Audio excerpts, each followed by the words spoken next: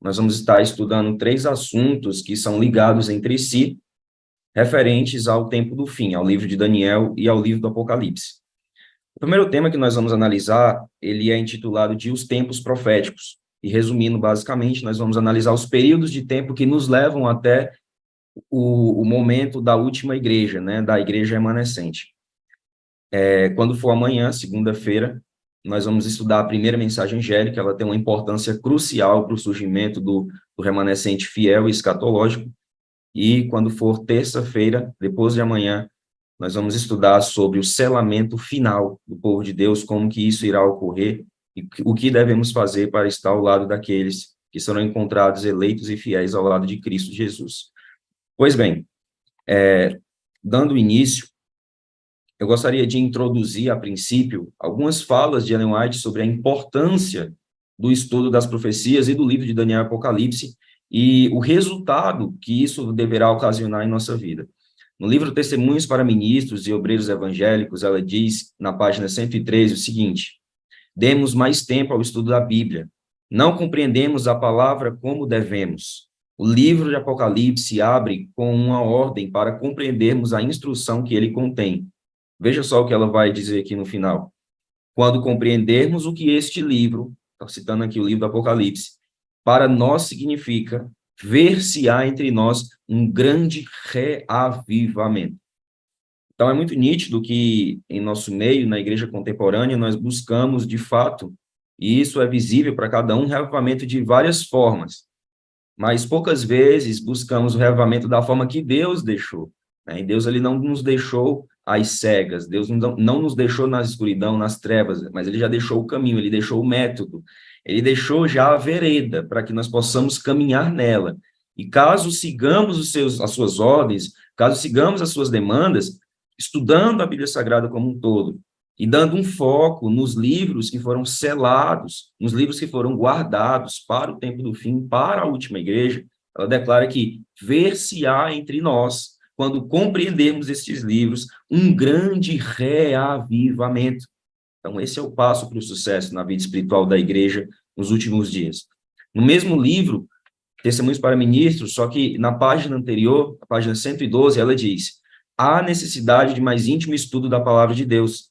Especialmente devem Daniel e Apocalipse merecer a atenção como nunca dantes na história de nossa obra.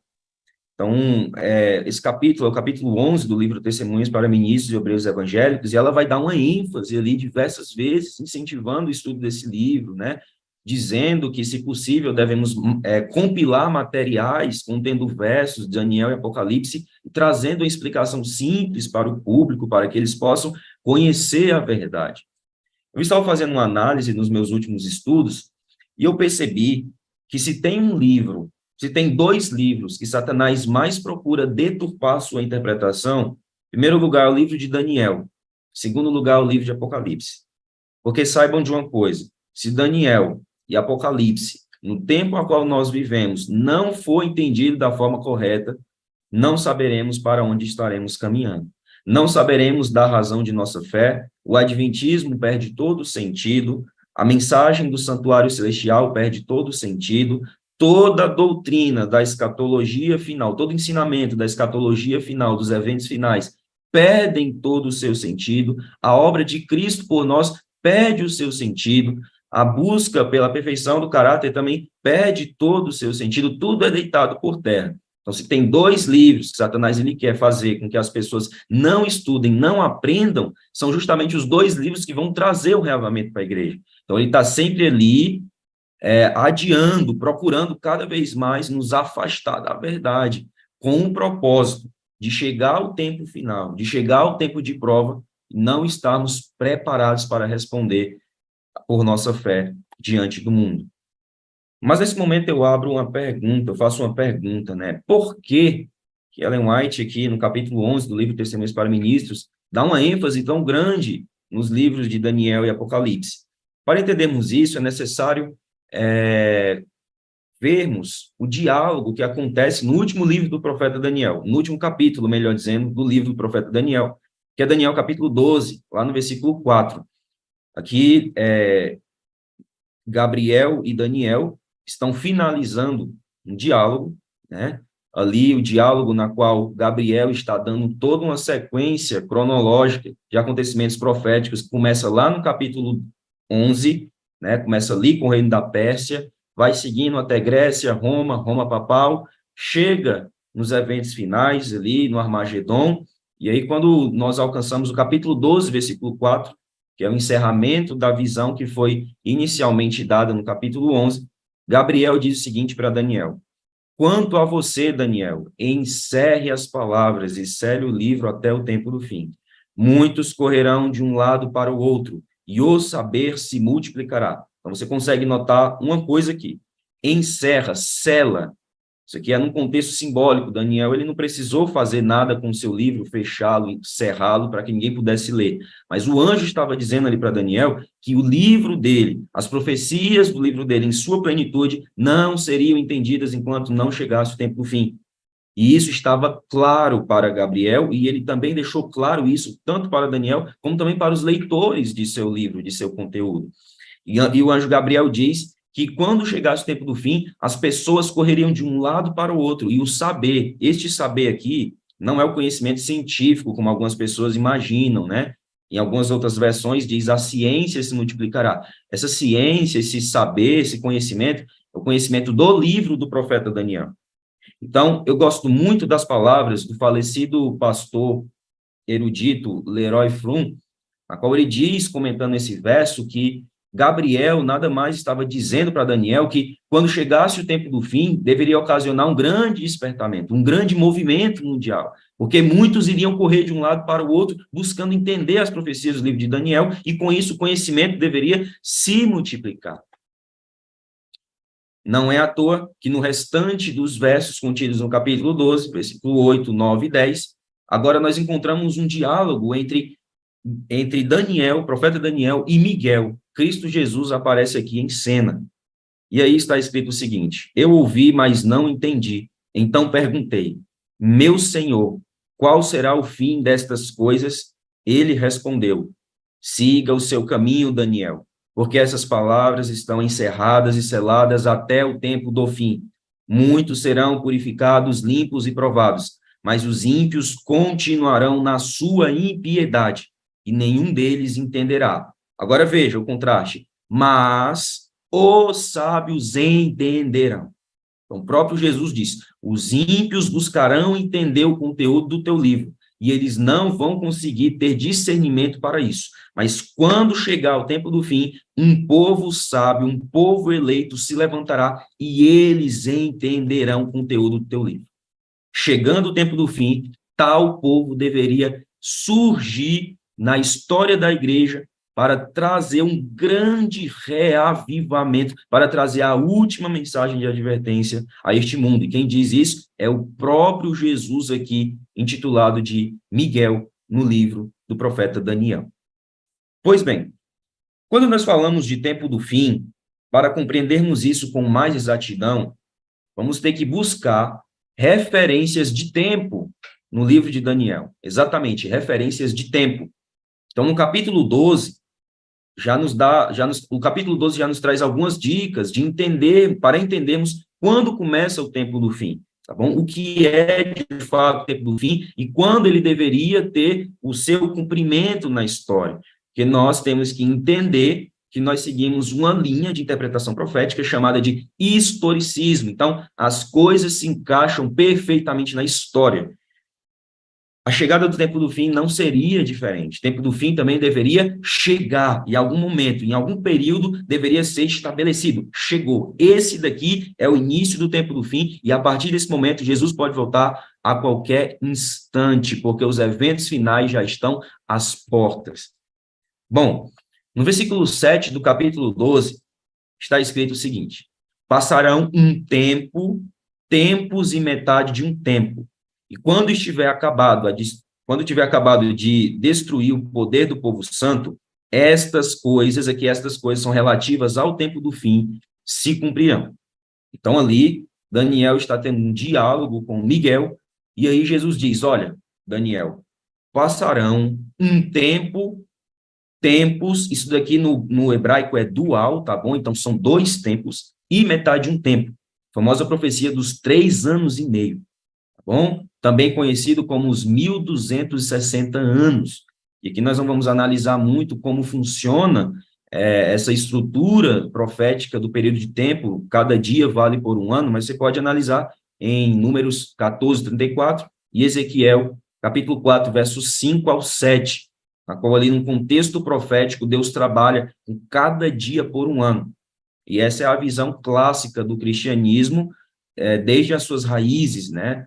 Os apóstolos já utilizavam o princípio de ano para interpretar, por exemplo, a profecia de Daniel, capítulo 9, das 70 semanas, né? Eles entendiam que eram 70 semanas de anos. Então, você tem 70 vezes 7, 490 anos. Na Idade Média também, o próprio teólogo e erudito físico, né? Isaac Newton, muito conhecido na área científica, que também cria na palavra de Deus, ele entendia como as profecias de Daniel e Apocalipse sendo usadas pelo meio do princípio dia-ano, na qual cada dia vale por um ano. Então, esse é o princípio.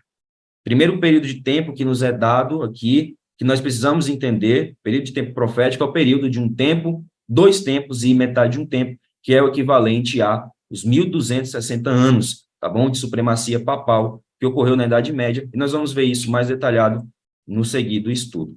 Um outro período de tempo, guardado para a compreensão somente no tempo do fim, é o período de tempo lá de Daniel, capítulo 8, versículo 14 e no versículo 26. O versículo 26 vai dizer o seguinte: a visão das tardes e manhãs, as 2.300 tardes e manhãs, do verso 14, que lhe foi dada é verdadeira, mas guarde a visão em segredo, porque se refere a dias ainda bem distantes, ou como dizem algumas traduções mais antigas, a dias ainda muito distantes. Então, você vê, havia já um período de tempo que deveria ser compreendido somente no tempo do fim, que é o período dos 1260 anos de supremacia papal.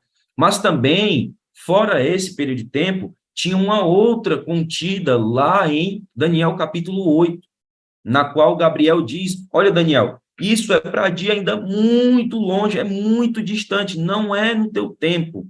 E você pode ler lá no versículo 17, no versículo 19, Gabriel fala 2 vezes: olha, isso é para o tempo do fim, Daniel. Essa profecia das 2.300 tardes e manhãs, essa profecia dos 2.300 anos, está muito longe, tu não vai alcançar isso, em outras palavras. É apenas para o último povo, é apenas para o último grande despertamento, é apenas para a última igreja, essa profecia. Então, por isso que esses 2 períodos de tempo são importantíssimos para a teologia adventista do sétimo dia, porque foi compreendendo esses períodos de tempo, em primeiro lugar, a profecia dos 1260 anos, que eu creio que os irmãos já devem ter estudado aqui várias vezes, principalmente com o irmão Jabes e também o irmão Alberto, que estava ministrando o livro de Daniel, que ali é o período que se estende desde a Idade Média até ali um período da Idade Moderna, na qual a Igreja Católica Romana deveria atuar por 1260 anos. Essas profecias, meus irmãos, só foram compreendidas em sua plenitude através de Guilherme Miller e também dos milleritas, os seguidores milleritas. Quando chegou ali o século XIX, após o ano de 1798, depois de Cristo, é que todas essas coisas se tornaram claras. Ninguém, no passado, ousou trazer uma interpretação correta para isso, uma interpretação firme, uma interpretação baseada, fundada tanto na palavra como na história. Apenas quando chegou o movimento milerita, o movimento adventista, é que essas profecias foram entendidas em sua plenitude, como já havia dito o profeta. No tempo do fim, os sábios entenderão. Eles vão entender. E aqui eu coloquei uma cronologia profética só para entendermos como é que funciona esses 2 períodos de tempo, tá bom? A primeira cronologia é a que vocês estão vendo agora, a dos 1260 anos, tá bom? Que começa no ano de 538 depois de Cristo,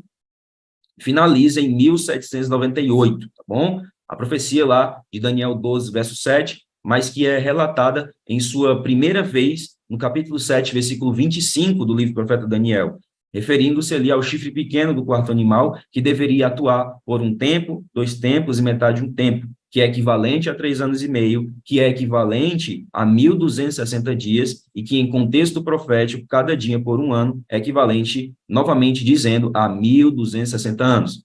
Então, historicamente, o domínio do catolicismo romano deveria prevalecer durante esse período de tempo.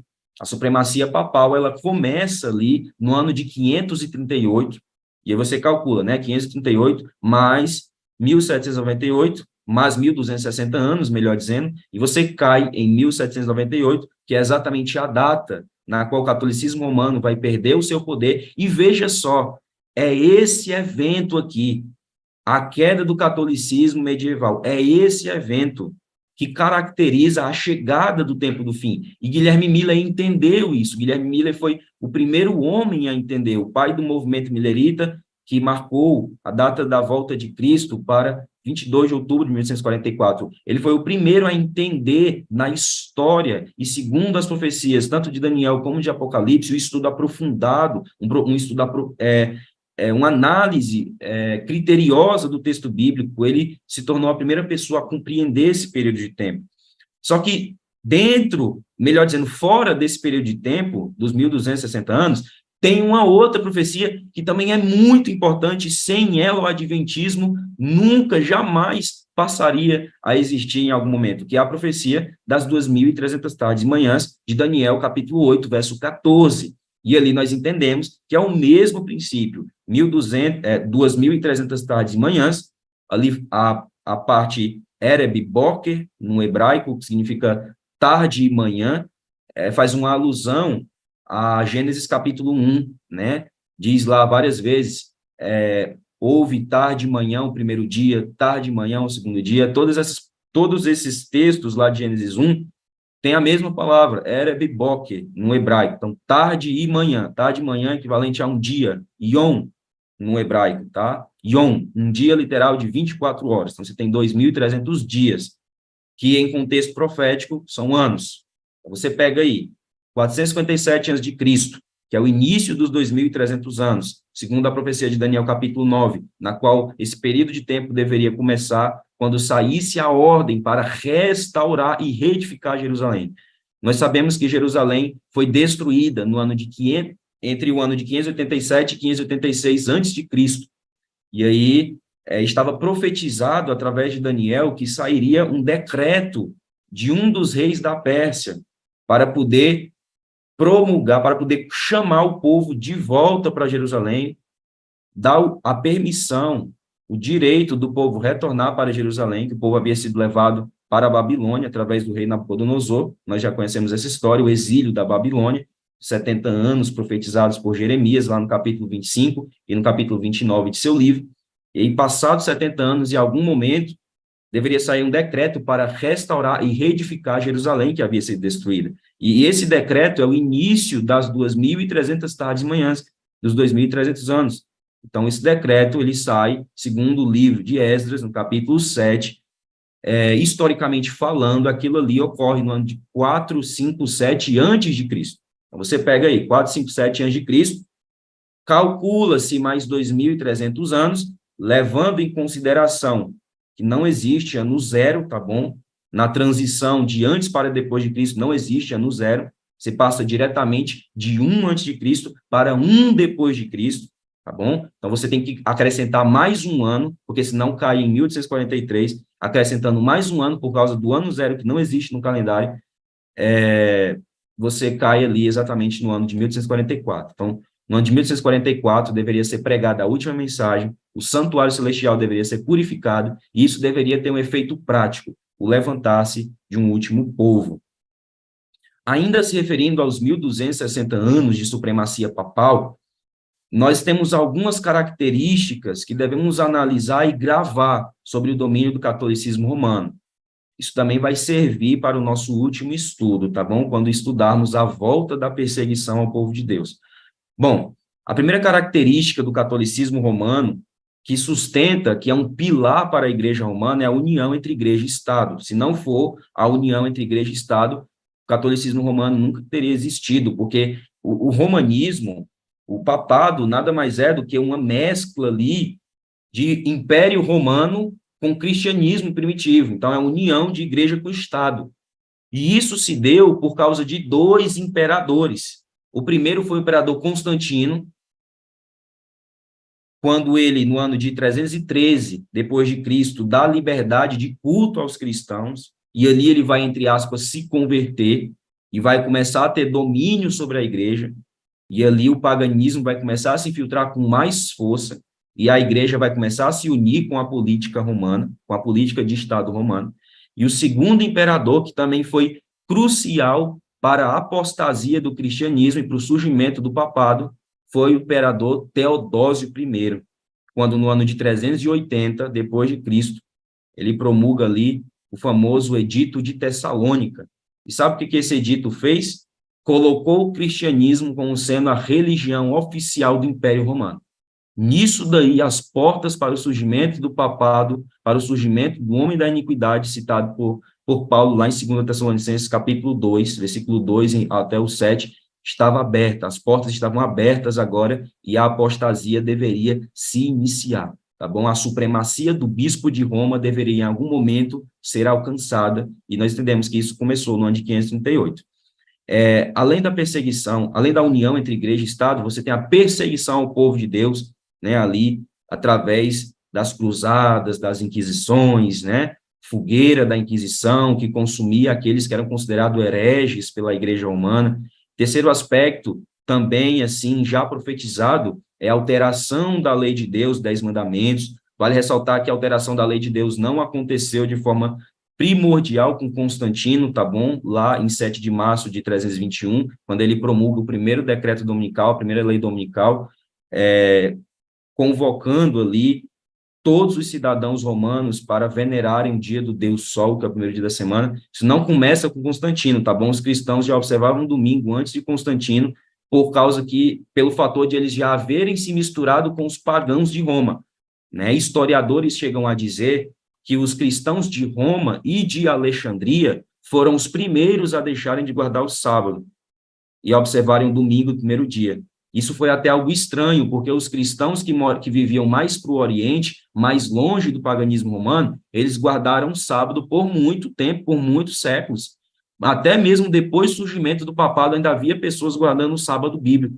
Mas aí, infelizmente, a influência dos conhecidos e famosos pais da igreja, os teólogos eruditos gregos que se infiltraram dentro do cristianismo, trouxeram ali um dia pagão como sendo o dia de observância para o cristianismo, né? Então, você tem ali a alteração do quarto mandamento, a exclusão do segundo, enfim, foi um verdadeiro sincretismo, paganismo e cristianismo, né?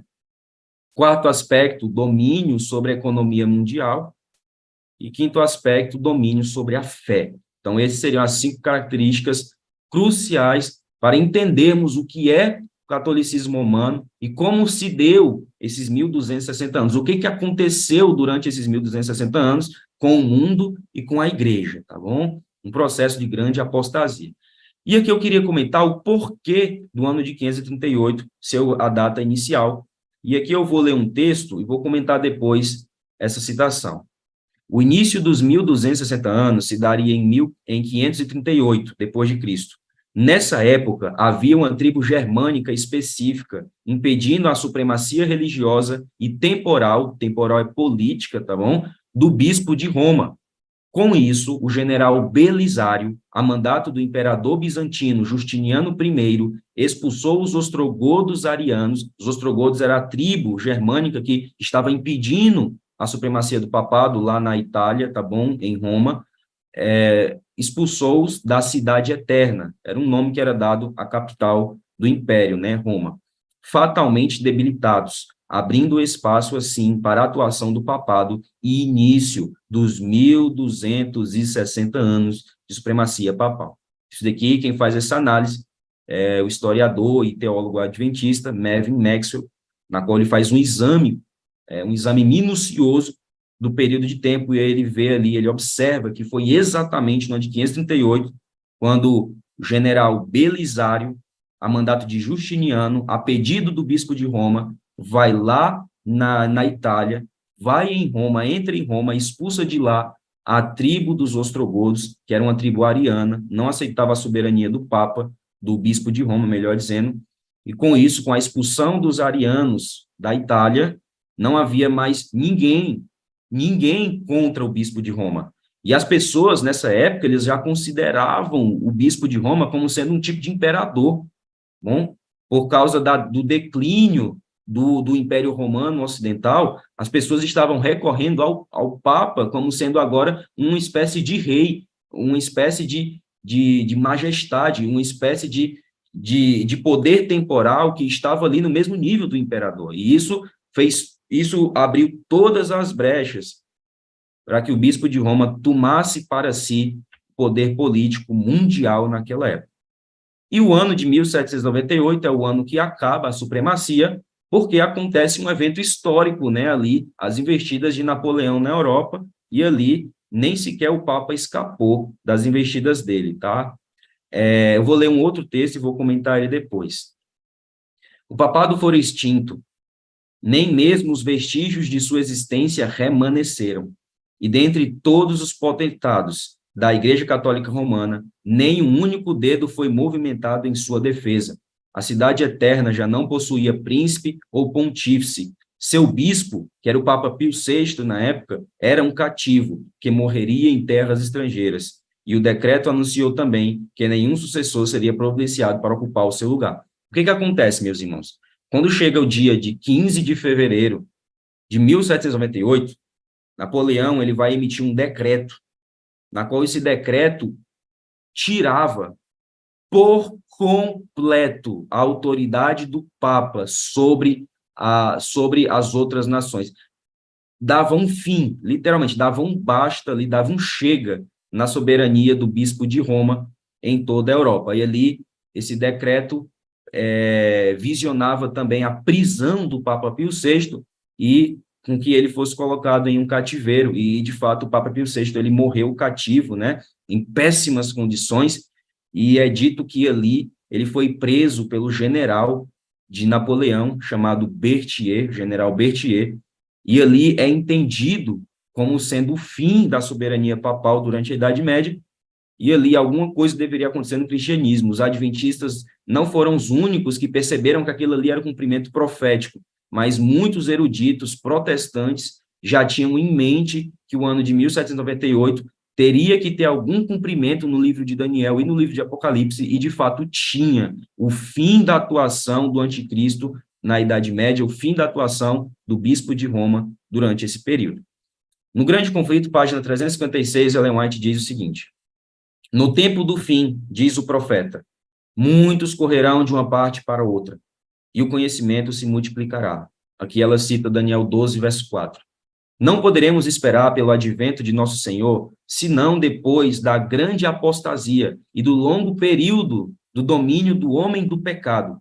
Este homem do pecado, que também é denominado de mistério da injustiça ou iniquidade, como diz lá em 2 Tessalonicenses, filho da perdição e o iníquo, aí eu coloquei aqui um parêntese, aqui ela cita 2 Tessalonicenses, capítulo 2, verso 2 a 8, representa o papado, que, conforme foi anunciado pelos profetas, deveria manter sua supremacia durante 1.260 anos. Este período terminou em 1798. A vinda de Cristo não poderia ocorrer antes daquele tempo. Paulo, com sua advertência, abrange toda a dispensação cristã até o ano de 1798. É depois dessa data que a mensagem da segunda vinda de Cristo deve ser proclamada. Então, a gente observa aqui duas coisas interessantes, que são importantes. Em primeiro lugar, o fim dos 1.260 anos e também o começo do tempo do fim. Ali, Jesus já poderia voltar a qualquer momento, tá bom? O tempo do fim já havia chegado.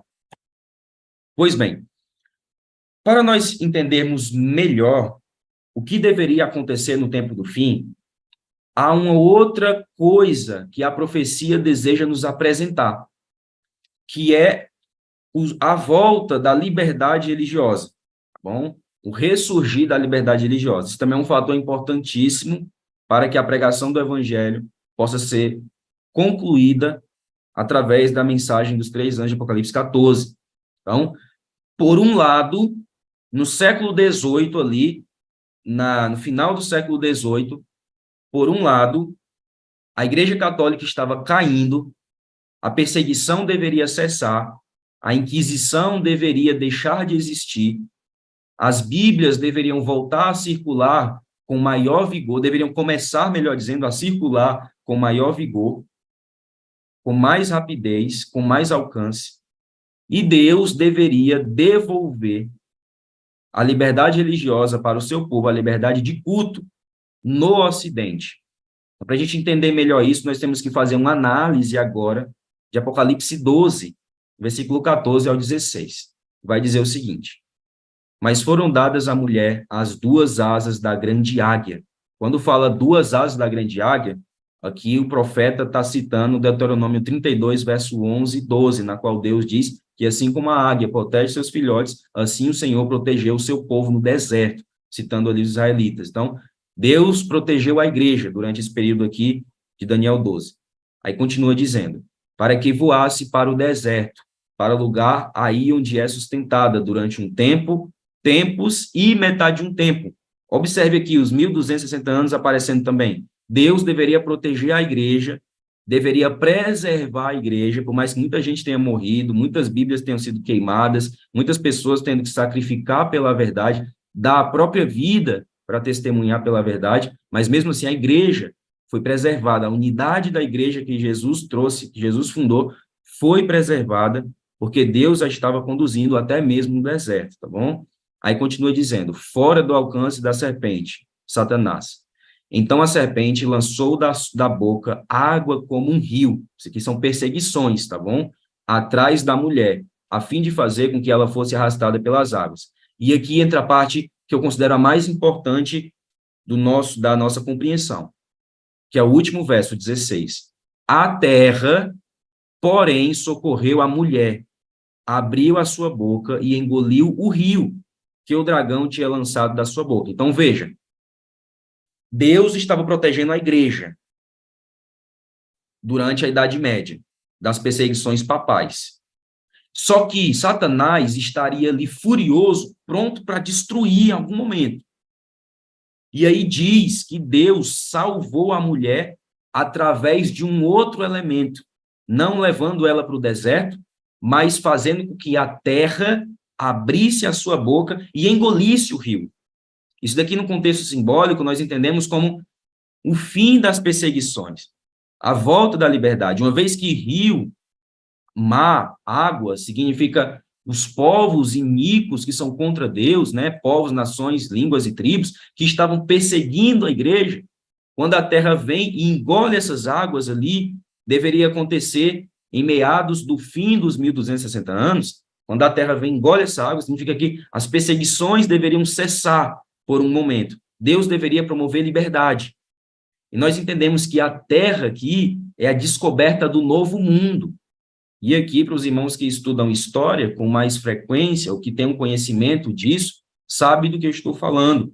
Quando os protestantes ingleses, os calvinistas, no século XVII, ali na década de 1620 até 1630, durante essas 2 décadas, eles começaram a fugir das perseguições na Inglaterra, pegaram ali o navio chamado de Mayflower e peregrinaram até o oeste, até o limite ali do oeste em que eles pudessem encontrar terra. E ali eles vão parar na América do Norte e, posteriormente, fundar os Estados Unidos da América, uma nação que deveria preservar pela liberdade religiosa do povo de Deus. E Ellen White comenta que isso foi conduzido pelo próprio Deus com o objetivo de, quando chegasse o tempo do fim, quando chegasse a última igreja, o último movimento, eles tivessem liberdade e autonomia para pregar a mensagem mediante a liberdade religiosa.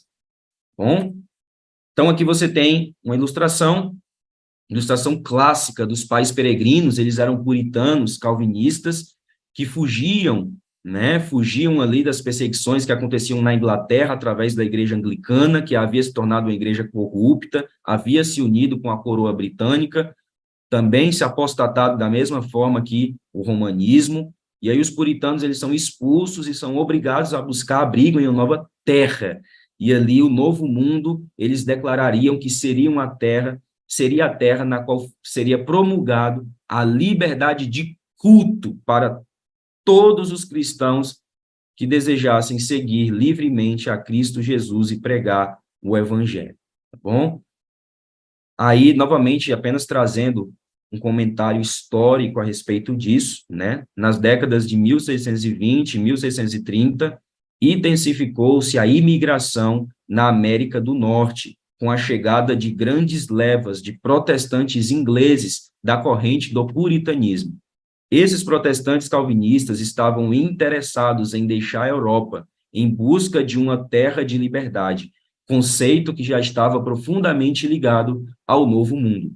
E Ellen White escreveu que foi o desejo de liberdade de consciência que inspirou os peregrinos a enfrentar os perigos da longa jornada através do mar, a suportar as agruras e risco das selvas e lançar, com a bênção de Deus, nas praias da América do Norte, o fundamento de uma poderosa nação. Ela está citando aqui o surgimento dos Estados Unidos, que deveria acontecer em 1776, através da Declaração de Independência dos Americanos, tá bom? E a união das 13 colônias, dos 13 estados, tornando, assim, uma única coisa, um único país, Estados Unidos da América do Norte, cujo principal lema era um estado na qual a igreja não teria um papa para oprimir ninguém e também não teria um rei para mandar na religião das pessoas e matá-las por contrariar a sua soberania, tá bom? Então, seria um Estado ali que teria dois conceitos: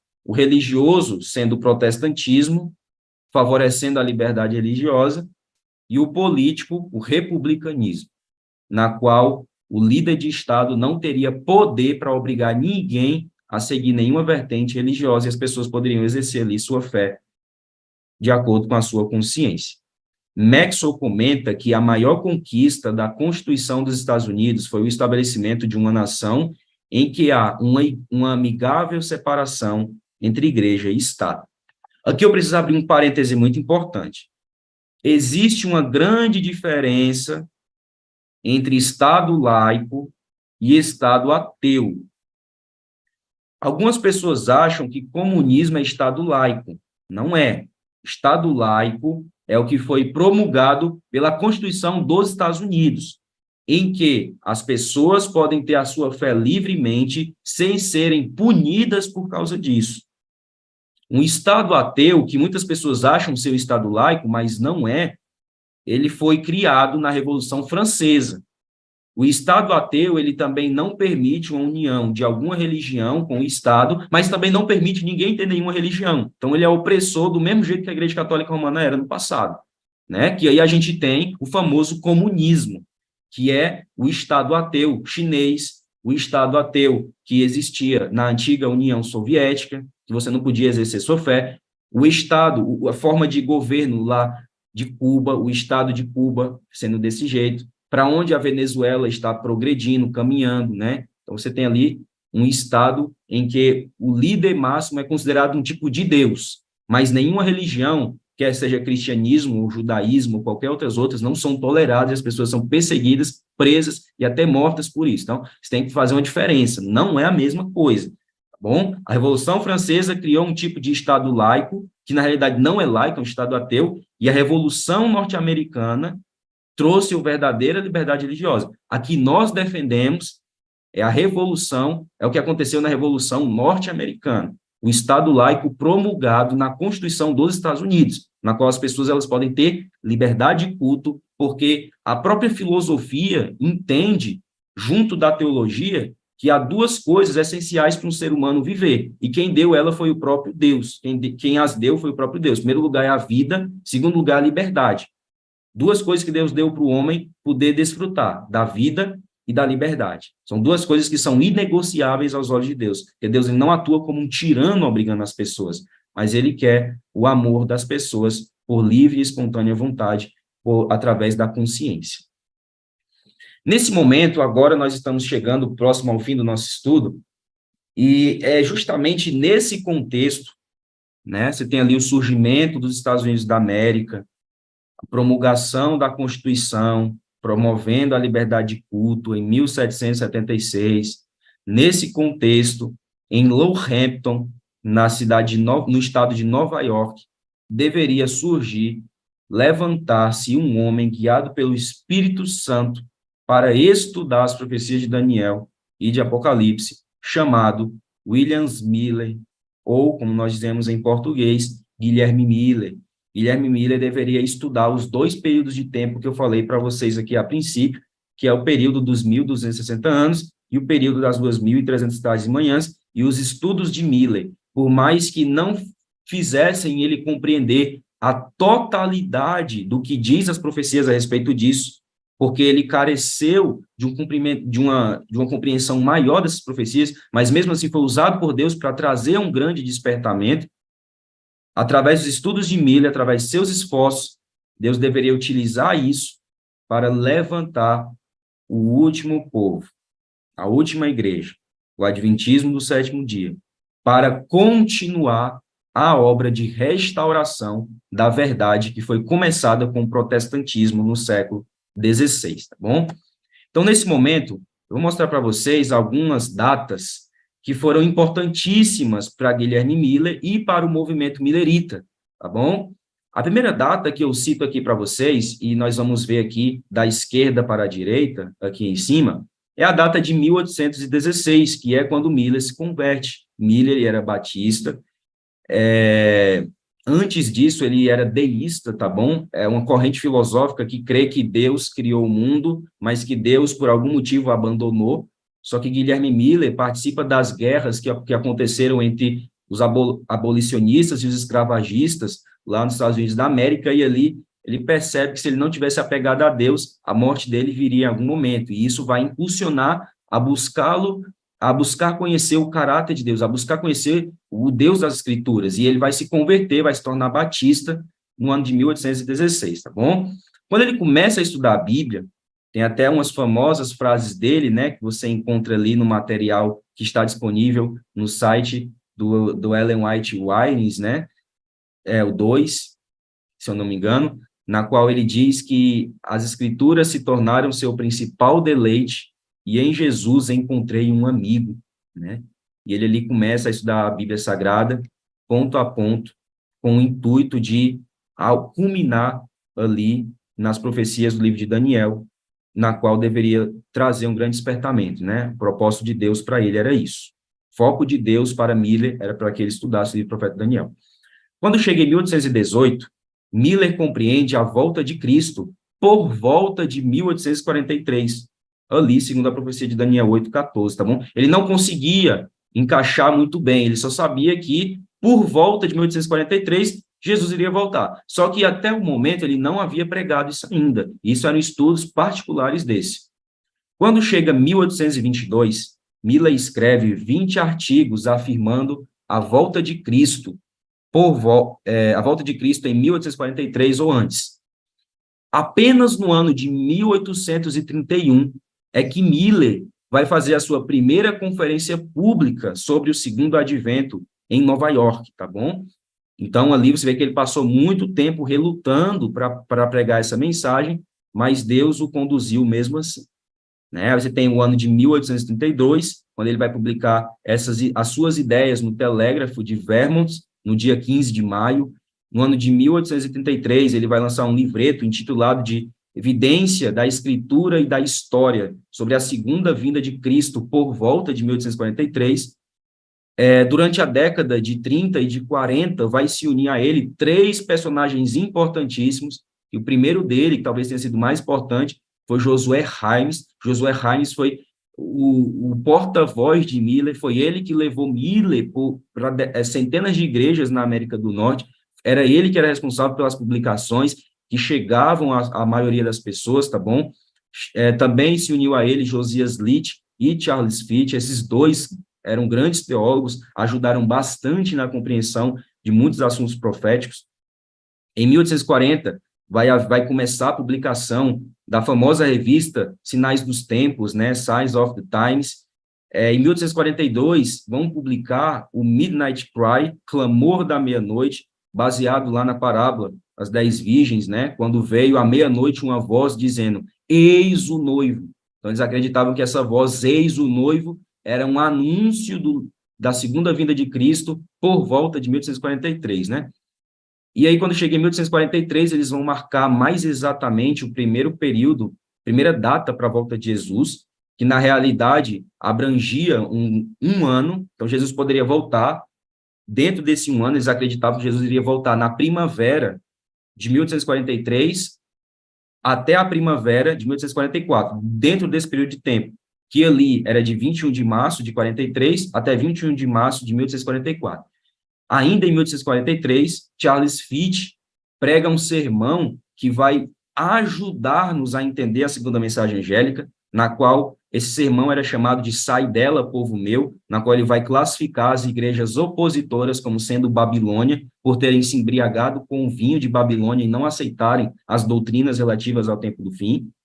Quando chega agosto de 1844, por Jesus não ter voltado na primavera, vai haver uma nova formulação de data, e aqui Deus ainda estava conduzindo, na qual um homem chamado Samuel Snow, ele vai propagar a interpretação da expiação no 10º dia do 7º mês, apontando para 22 de outubro de 1844. Então, ele diz o seguinte, Samuel Snow, ele chegou em uma conferência, e ele declarou para os irmãos mileritas dessa conferência que a purificação do santuário de Daniel 8,14, que deveria finalizar ali em 1844, fazia uma alusão a Levítico 16, o dia da expiação, o dia do Yom Kippur. E ele está certo, faz uma alusão mesmo. A única coisa que ele entendeu errado foi o evento, que ele se equivocou foi o evento.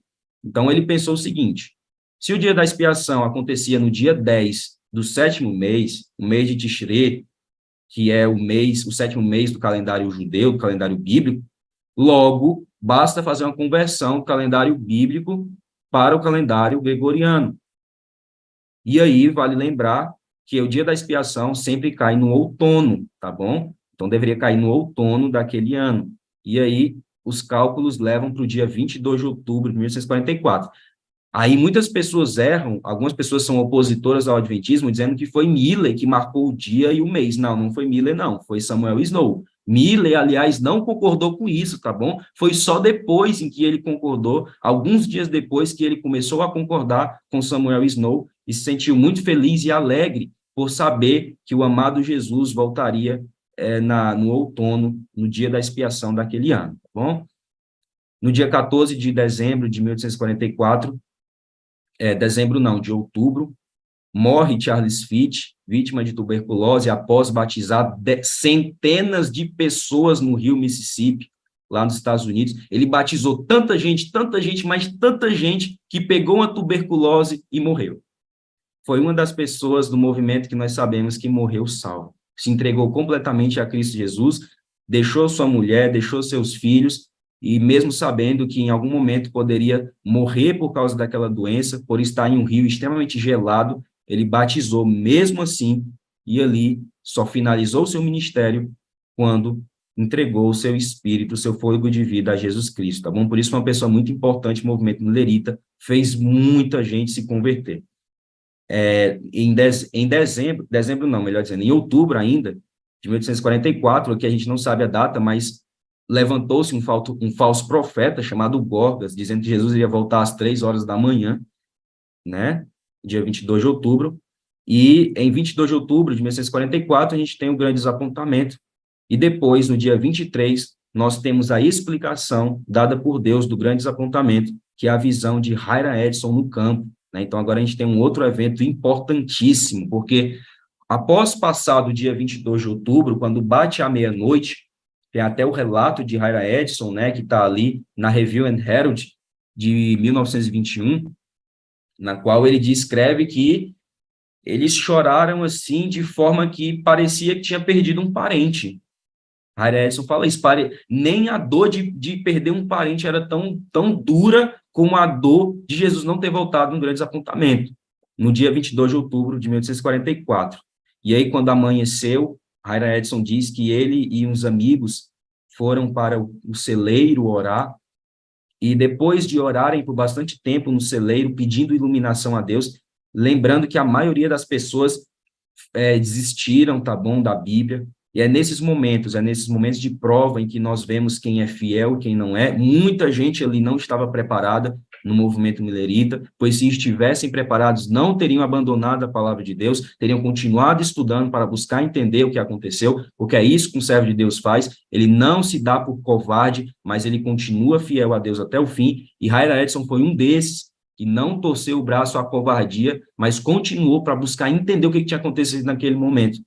E aí, quando eles saem do celeiro, eles vão ao grande campo, e Harry Edson diz que no meio desse campo, ele foi impedido de andar, literalmente, ele não sentia mais seus membros, ele foi impedido de continuar caminhando, e aí ele tem ali uma visão, outros dizem que foi um insight, na qual ele contempla Cristo Jesus passando do santo para o santíssimo, em 22 de outubro no ano anterior. Então, ele entende ali, a mente dele é voltada para o livro de Hebreus, para o livro de Apocalipse, no capítulo 10, principalmente, na qual ele vai dizer que a visão havia se cumprido exatamente e apenas eles haviam interpretado errado o evento. Mas no dia 22 de outubro, de fato, alguma coisa havia acontecido, só que não era a volta de Jesus, mas como vocês estão vendo aqui a ilustração, a passagem de Cristo para o lugar santíssimo, para ali exercer a sua função sumo sacerdotal,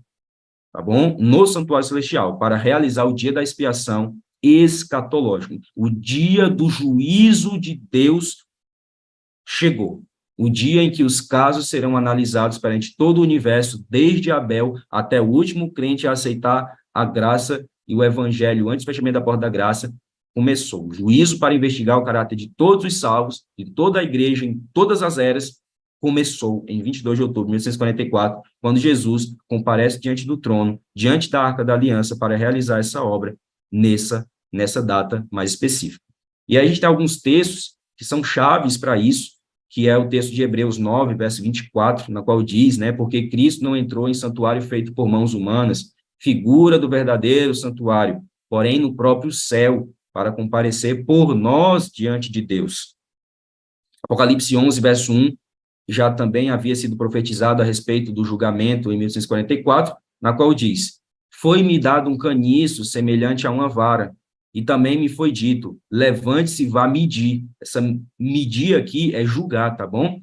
O santuário de Deus, o altar e os que adoram no santuário. Isso daqui é uma profecia referindo-se ao dia da expiação, tá bom? Em 22 de outubro, na qual o juízo começou. Aí João disse que foi dado um caniço para ele medir. Ali começou um julgamento no santuário de Deus, ali no final dos 2.300 anos, de Daniel 8,14. Aí você tem também outro texto importantíssimo, que é o de Apocalipse 11, 19. Abriu-se, então, o santuário de Deus, que se acha no céu, aqui é o lugar santíssimo, e foi vista a arca da sua aliança no seu santuário. E sobrevieram relâmpagos, vozes, trovões, terremoto e forte chuva de granizo. Então, observe, abriu o santuário de Deus, e João viu a arca da aliança. Então, o que significa? Que antes disso, Jesus estava no santo. E aí, nesse momento, só quando esse momento chega, no tempo do fim, dentro do tempo do fim, após 1798, em 1844, o santuário de Deus se abre e vê-se ali dentro da Arca da Aliança. Isso daqui é uma representação simbólica da entrada de Cristo no Santíssimo, tá bom? No dia da expiação escatológica. John Andrews falou do santuário em 1867 como a grande doutrina central do sistema doutrinário adventista do sétimo dia, por ligar inseparavelmente todos os pontos de sua fé e apresentar o tema como um grande todo. No ano seguinte, em 1868, Tiago White afirmou que a purificação do santuário é a chave para o grande movimento do advento, tornando tudo claro, e que sem ele, o movimento adventista, o surgimento da Igreja Adventista do Sétimo Dia é inexplicável. Se não fosse por esses eventos, se não fosse por causa do cumprimento das profecias, a Igreja Adventista do Sétimo Dia, o remanescente fiel, o remanescente escatológico, o povo de Deus no tempo do fim, não teria uma identidade bíblica, seria apenas, se por algum motivo viesse a existir, seria apenas mais uma igreja fundada por causa de uma desavença entre dois pastores, e cada um foi para um lado, para o outro, e foi ali trabalhar em um ministério, em outro, sem ter nenhuma recomendação bíblica, sem ter nenhuma ordem bíblica para isso, mas o adventismo é diferente, porque ele surgiu como um resultado de um cumprimento profético. E aí os adventistas vão começar a enxergar a sua missão lá nas 3 mensagens angélicas de Apocalipse 14, tá bom? Então, aqui eu coloquei alguns assuntos importantíssimos que só foi entendido por causa da doutrina do santuário celestial. Primeira doutrina que nós conseguimos entender com mais clareza, a lei de Deus, o sábado não foi abolido e não foi substituído pelo primeiro dia da semana, porque se tem um santuário, tem uma arca da aliança, e se tem uma arca da aliança, tem as 2 tábuas de pedra que foram dadas do Sinai. Uriah Smith chegou a dizer que se alguém quiser mudar o sábado no 7º dia, tem que entrar no santuário, tem que passar pelos querubins, passar por Jesus, passar pelo trono de Deus, abrir o propiciatório, a tampa da arca da aliança, pegar a primeira tábua, dar algum jeito de apagar o 4º mandamento, e ali ele escreve domingo, ou qualquer outro dia da semana. Mas se ninguém faz isso, o sábado do 7º dia é o selo de Deus, é o sinal de Deus com o seu povo por toda a eternidade. Outra coisa, ministério sacerdotal de Cristo, imortalidade condicional da alma, tem uma condição para o homem ser imortal, que é aceitar o evangelho. Ninguém é imortal por natureza, porque se almas estão no céu agora, significa que elas já passaram por um juízo para receber a sua sentença. Mas se Jesus precisa julgar antes dele voltar para dar o galardão, é porque ninguém está no céu ou no inferno, então as pessoas estão descansando na sepultura. Aí você diz, mas e os que já foram arrebatados? Elias, Enoque, Moisés, aqueles que ressuscitaram com Jesus, ali de fato Deus deu uma oportunidade deles entrarem antes, mas não significa que eles também não tivessem que passar por juízo, que eles não tivessem que passar por juízo, melhor dizendo, mas em algum momento o caráter deles também seria analisado para ver se eles seriam dignos de estar ali. Ali foram ocasiões específicas em que Deus levou homens para o céu, mas no geral Deus não leva enquanto o juízo investigativo não terminar.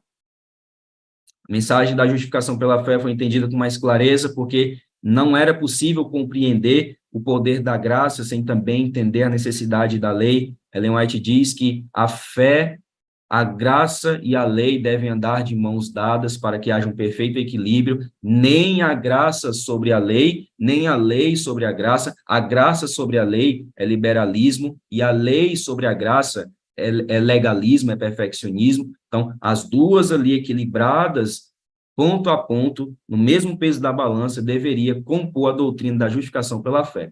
O dom de profecia, através do ministério de Ellen White, terceira mensagem angélica, como sendo a última mensagem de advertência, segunda vinda de Cristo, pré-milenial, ou seja, antes do milênio, tá bom? E o milênio no céu, porque os evangélicos creem que o milênio é na terra, e o juízo de Deus em suas 3 fases, né? Juízo investigativo, juízo de comprovação e juízo de execução. E aqui eu finalizo, de fato, com um exemplo de um desapontamento que aconteceu há 2000 anos atrás, quando um grande homem, não vou nem dizer um grande homem, mas o grande Deus, se encarnou a esta terra, morreu, mas os discípulos não entenderam o que tinha acontecido ali. Eles sabiam que Jesus era o Cristo, sabiam que Jesus iria reinar, mas eles não compreendiam a profecia de que Jesus deveria morrer e ressuscitar ao 3º dia em sua plenitude. E aí eles passaram por um grande desapontamento. Os discípulos a caminho de Emaús, descritos lá em Mateus 24, depois da ressurreição de Cristo, eles estavam extremamente tristes, desapontados, porque eles pensavam que Jesus iria reinar sobre Israel terrestre, mas Jesus fez foi morrer, e ali eles haviam praticamente perdido as esperanças. Mas Jesus vai para mostrar a eles toda a verdade conforme estava nas Escrituras. E aí Lucas 24, versos 56 ao 26 vai estar escrito: ele lhes disse, Jesus dizendo, como vocês custam a entender e como demoram a crer em tudo que os profetas falaram? Não devia o Cristo sofrer estas coisas para entrar em sua glória? Então, Jesus explica ali que, de fato, não havia acontecido desapontamento nenhum diante de Deus, mas, na realidade, eram os discípulos que haviam compreendido errado o ministério de Cristo. E a mesma coisa aconteceu com os adventistas. A mesma coisa. Diante de Deus não houve desapontamento nenhum, não houve erro nenhum diante da parte de Deus. O problema é que eles entenderam errado o ministério de Cristo, achando que era a segunda vinda em 1844, sendo que era apenas o começo do dia do juízo, o começo do dia da expiação. Ali foi o segundo desapontamento, o grande desapontamento, segundo grande desapontamento, quando as pessoas foram levadas, muitas pessoas levadas a duvidarem do segundo advento, duvidarem da palavra de Deus, mas Deus tinha discípulos a caminho do santuário celestial para entender a verdade e para que o desapontamento fosse explicado. E Ellen White diz, no livreto A Igreja Remanescente, página 20, o seguinte: algumas vezes passávamos a noite toda em solene investigação das Escrituras, para que pudéssemos compreender a verdade para o nosso tempo. Em algumas ocasiões, o Espírito de Deus descia sobre mim, e porções difíceis eram esclarecidas pelo modo indicado por Deus, e havia então perfeita harmonia. Éramos todos de um mesmo pensamento e espírito. Então, Jesus Cristo, pela fé, primeiramente se manifestou a Hiram Edson, demonstrando que, do mesmo jeito que ele compareceu aos discípulos a Emaús, a caminho de Emaús, e explicando o que deveria ter acontecido na verdade, conforme diziam os profetas, Jesus também, pela fé, compareceu aos adventistas ali, os remanescentes do grande movimento milerita, para ensiná-los ali, através do dom profético, através dos estudos dos pioneiros, para mostrar o que de fato tinha acontecido, e que naquele momento, na realidade, não era o fim, mas o começo de uma nova era para a igreja, de um novo momento, de uma nova mensagem, uma mensagem mais completa, uma mensagem mais robusta, uma mensagem mais carregada de verdade, uma mensagem da restauração da verdadeira adoração. E assim nós estamos nessa jornada até hoje, buscando compreender a Escritura em sua plenitude, para que sejamos santificados pela verdade e habilitados a comparecermos diante de Deus, em seu trono, pela fé, revestidos unicamente com a justiça de Jesus. Nesse momento eu finalizo por hoje, desejo um bom dia a todos, que Deus nos abençoe.